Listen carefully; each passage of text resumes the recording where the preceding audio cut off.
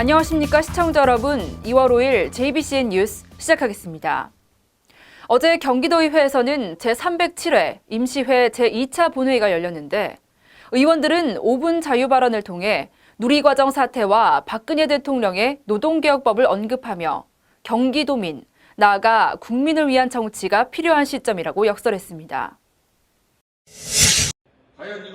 역시 누리과정 예산 문제가 터져나왔습니다. 이재석 의원은 어린이집과 유치원은 나 몰라라 한 채 청와대 시위나 하고 있는 의원들의 모습은 현장 정치와 동떨어진 모습이라며 목소리를 높였습니다. 누리과정 문제에서는 평소 소신인 보편적 복지와 현장의 정치는 찾아볼 수가 없었습니다.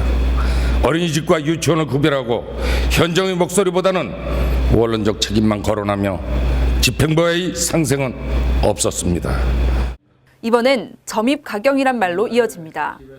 경기도의회가 예산을 전액 삭감한 사업은 누리과정을 비롯해 경기연구원과 경기일자리재단 출연금 등 정치색을 띠지 않는 민생 예산이 대부분이라고 언급했습니다. 점입 가경도 이 정도일 수는 없습니다. 도민만을 위한 아무런 정책 색깔이 없는 예산들마저 마구잡이로 삭감해버리는 것이 과연 합당한 처세였는지 묻지 않을 수 없습니다. 박근혜 대통령의 노동개혁 정책을 향한 비판도 이어졌습니다. 김보라 의원은 노동자의 능력을 향상시키기 위한 법이 아닌 희생만을 강요하는 법이라며 이른바 노동탄압부라는 표현까지 썼습니다. 과연 노동부 장관은 노동자를 보호하는 장관이 맞습니까? 노동자를 탄압하는 고용노동부는 명칭을 노동탄압부로 바꿔야 합니다. 정부가 지금처럼 사회적 합의는 외면한 채 노동자를 부속품 취급하는 정책을 편다면 진짜 경제 위기를 맞습니다. 지금이라도 노동부는 양대 지침을 폐기해야 합니다. 지난해 12월 한일 외교장관 회담을 통한 위안부 문제 합의에 대해서는 졸속 협상이란 비평도 거셌습니다. 피해 당사자들이 배제된 협상은 일본 정부에게 면죄부를 주기 위한 것에 그치지 않는다는 거였습니다. 이와 관련해 박옥분 의원은 재협상을 강력히 촉구했습니다. 일본 정부는 위안부 문제에 대해 책임 통감이라는 애매모호한 표현을 사용하여 법적인 책임은 물론이고 공적인 사죄조차 교묘히 피해갔습니다. 다시는 이 땅에서 그러한 비극이 재현되지 않도록 이번 한일 간 협상은 반드시 원점에서 다시 이루어져야 합니다. 네, 다음은 간추린 뉴스입니다.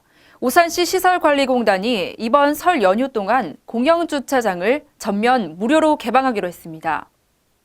무료 개방은 7일부터 10일까지며 오색시장과 오산동, 우남, 시청 부설, 오산역 환승, 오산대역 앞 등 6곳과 원동 복개 구간 등 노상주차장 3곳입니다.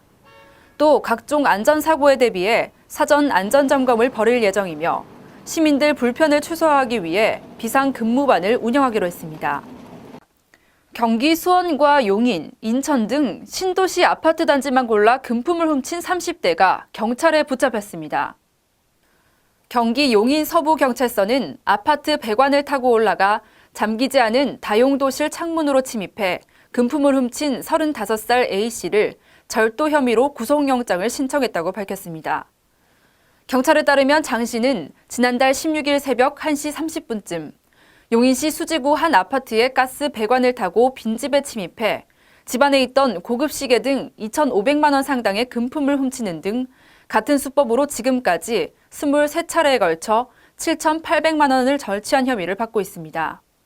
경찰은 장 씨의 범행이 더 있는 것으로 보고 여죄를 캐고 있습니다. 경기 안성시가 설 연휴 동안 구제역과 AI 유입 방지를 위한 차단 방역에 들어간다고 밝혔습니다. 시는 설 명절 연휴 기간 동안 고향을 찾는 사람과 차량 이동의 증가로 구제역과 AI 발생 위험이 높아질 것을 우려하고 24시간 비상 연락체계와 특별 소독을 벌인다는 방침입니다. 아울러 구제역 백신 비상 보유분을 긴급 확보하는 한편 추가 재접종을 위한 8만 5천 도 분량의 백신을 돼지농가에 긴급 공급했습니다. 추위가 많이 누그러졌습니다. 온화한 햇살이 내리쬐는 곳도 있는데요. 하지만 포근한 날씨를 질투하듯 미세먼지가 찾아왔습니다. 설 연휴까지는 당분간 큰 추위는 없을 전망입니다. 다만 설날인 월요일은 수도권과 영서에 눈이나 비가 조금 내릴 것으로 보입니다. 이만 JBCN 뉴스 마칩니다. 시청해주신 여러분 고맙습니다. 보이십니까? 21세기 동북아 물류의 전초기지 평택항. 새로운 기회와 놀라운 변화. 생활의 감동이 전해지는 즐거운 발걸음. 평택이 시민과 함께 대한민국 신성장 경제 신도시로 더 새롭게 발전합니다.